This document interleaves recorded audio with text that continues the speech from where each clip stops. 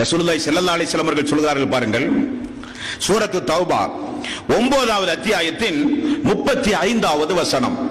இந்த வசனம் மறுமையில் மனிதன் அப்படியே எழுந்து நிற்கும் பொழுது ஒரு செல்வந்தனை குறித்து சொல்லப்படுகிற வசனம். அவனுடைய செல்வங்களை எல்லாம் எடுத்து வாருங்கள் என்பான் அல்லாஹ்.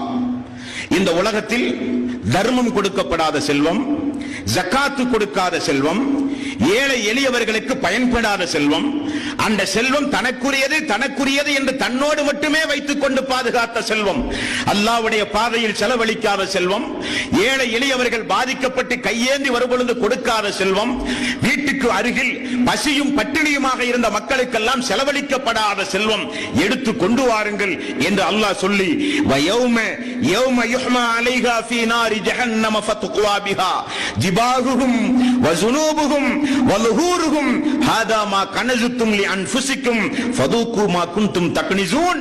அந்த செல்வங்கள் எடுத்து வரப்பட்டு நரகத்திலே போட்டு காய்ச்சி, அந்த காய்ச்சி கொண்டு வரப்பட்ட அந்த செல்வத்தை அல்லாஹ் தஆலா ஜிபாஹுஹும் வஸுனூபுஹும் வலுஹூருஹும் ஹாதா மா கனஸுத்தும் லி அன்ஃபுஸிக்கும் ஃபதூகு மா குன்தும் தக்னிஸூன்.